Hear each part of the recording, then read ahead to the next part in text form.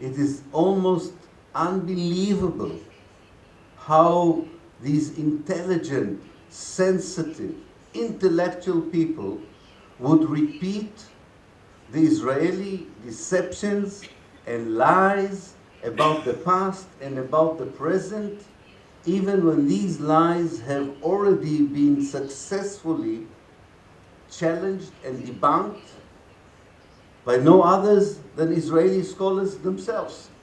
There is a narrative, a version, that the 1948 war started by an Arab attack on the new Jewish state, and that the Arab leaders called on the Palestinians to leave, and that's why the Palestinians became refugees.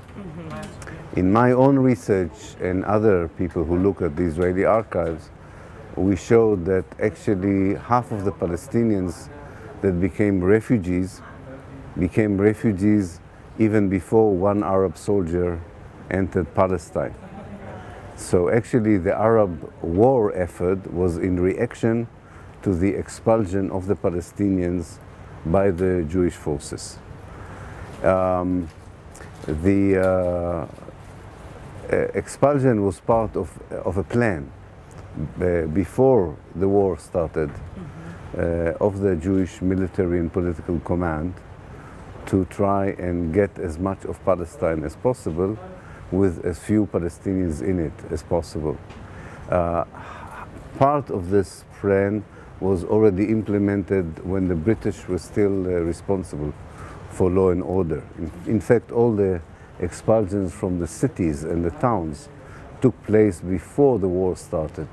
In April 1948. The war started on the 15th of May 1948. So I think it's important to understand that the war was used by Israel to try and empty Palestine from Palestinians. It's not that the Palestinians became refugees because of the war. They became refugees because of Zionist ideology. Well, I think since 1945, since the Second World War, the world, especially the Western world, decided that it does not want to deal with Zionism and its crimes against the Palestinians for various reasons. One of the reasons, I think, is we have to remember that already in the 19th century, the Christian world didn't want the Holy Land to be a Muslim land or an Arab land. So there was a strong support from Christian groups and leaders to the idea of the Jews going back to Palestine, as they called it. It was also anti-Semitic, because if the Jews are in Palestine, they will not be in Europe. So that was part of their support. Secondly, Islamophobia, the hate of Islam, it's not a new thing. It existed in the 19th century as well. And of course, later, it's the Holocaust. I mean, Europe preferred not to deal with what the Holocaust meant if all it had to do was to support the colonization of Palestine. So in this respect, I don't think Trump is very different from others. In fact, I think for Palestine, it is better to have Trump than to have Clinton.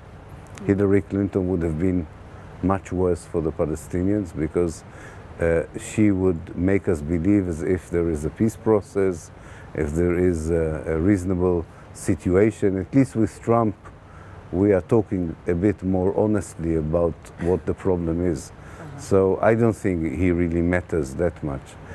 We have a basic problem with the way the international community treats the Palestinians in the last 70 years, and I think we have to work to change it.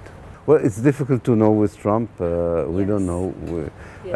I think that it will be easier to talk about the reality with Trump, because he doesn't play the games of Clinton and Obama, and it's much easier to tell people now, you have two options.